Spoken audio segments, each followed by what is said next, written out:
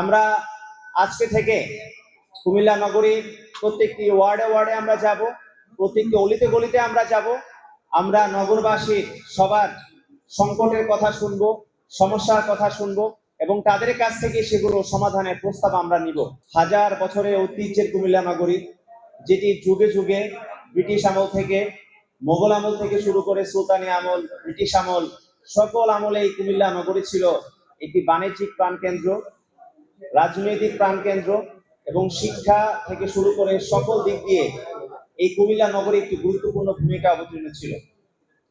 কিন্তু আমরা দেখেছি যে এই কুমিল্লা নগরীর সন্তানরা বাংলাদেশের জন্মের পর থেকে এখন পর্যন্ত যে আন্দোলন সংগ্রাম হয়েছে, এর আগেও যে ধরনের আন্দোলন সংগ্রাম হয়েছে, সকল আন্দোলন সংগ্রামে কুমিল্লার নগরীর সন্তানরা তারা সব সময় রাজপথে তাদের সাহসী ভূমিকা অবতীর্ণ ছিল।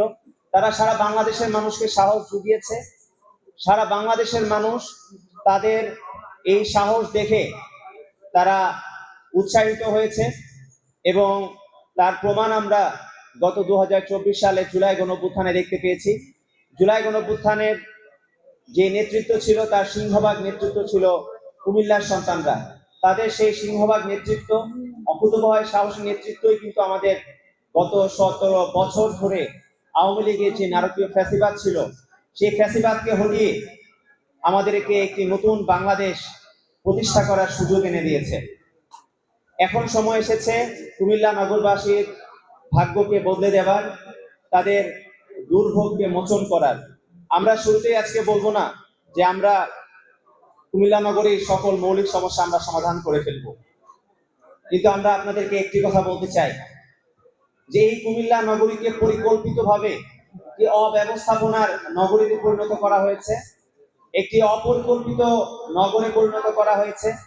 যে অপরিকল্পিত নগরীকে যদি আমরা একটি পরিকল্পিত আধুনিক শহরে পরিণত করতে চাই, তাহলে আমাদেরকে অনেক লড়াই সংগ্রাম করতে হবে এবং আমরা বিশ্বাস করি কুমিল্লা নগরবাসী সামনের আসন্ন যে সংকট, যে লড়াই, সেই সংগ্রামে তারা আমাদের পাশে থাকবেন।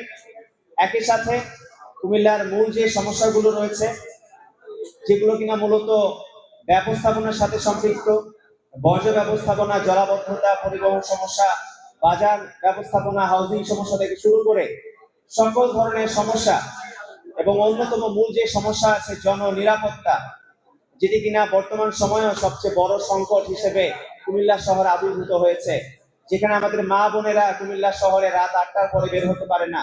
কুমিল্লা শহর আজকে একটি অনিরাপদ শহরে পরিণত হয়েছে। সারা বাংলাদেশে এগুলো নিয়ে কথা হয়। কুমিল্লার সন্তানরা নেতৃত্ব দিয়ে জুলাই গণঅভ্যুত্থানে শেখ হাসিনাকে তাড়িয়েছে, কিন্তু কুমিল্লার সন্তানরা কুমিল্লা নগরীতে নিরাপত্তা নিশ্চিত করতে পারেনি। এই দায় আমাদের সবার এবং আমরা মনে করি এই দায় মোচনের সময় আমাদের এসেছে। তাই সেই দায় মোচনের উদ্যোগ হিসেবে আমরা তো আগেই বলেছি, নাগরিক সমস্যা সমাধানের উদ্যোগকে আমরা নেতৃত্ব মনে করি।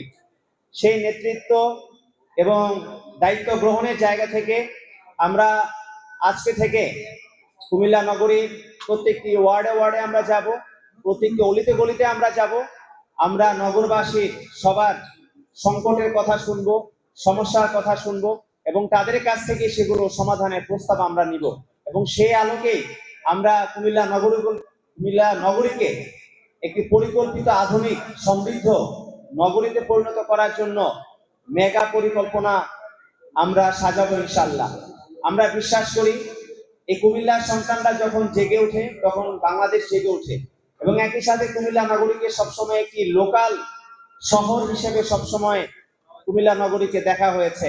কিন্তু দেখুন, বাংলাদেশের রাজনীতি, বাংলাদেশের প্রেক্ষাপট, সকল কিছু ক্ষেত্রে কিন্তু কুমিল্লার সন্তানরা সবসময় জাতীয় ভূমিকা অবতীর্ণ ছিল, কিন্তু কুমিল্লা নগরীকে এখন পর্যন্ত সমৃদ্ধ নগরীতে পরিণত করা হয়নি। একই সাথে কুমিল্লা নগরীর ইতিহাস, ঐতিহ্যকে সারা বাংলাদেশের মানুষের কাছ থেকে কিভাবে গোপন রাখা যায়, সেই ধরনের পরিকল্পনা কিন্তু বাস্তবায়ন করা হয়েছে। আমরা মনে করি যে সেই কুমিল্লার সেই হারানো সেই ঐতিহ্য সারা বাংলাদেশ সহ পুরো বিশ্বের কাছে আবারও ছড়িয়ে দেওয়ার সময় আমাদের এসেছে এবং তরুণদের হাত ধরেই কুমিল্লা সেই হারানো ঐতিহ্য ফিরে পাবে। কুমিল্লা হবে নিরাপদ নগরী এবং তরুণরা, আমরা বিশ্বাস করি কুমিল্লা নগরবাসী তরুণদের উপর আস্থা রাখে। তারা তরুণদের উপর আস্থা রেখেছিল বলেই কুমিল্লাতে যখন বুলেট চলেছে, সেই বুলেটের দাবানল কিন্তু সারা বাংলাদেশ ব্যাপী ছড়িয়ে পড়েছে, এবং সেই দাবানল কিন্তু গত 17 বছরের যে ফ্যাসিবাদ ছিল সেই ফ্যাসিবাদকে হটিয়ে দিয়েছে।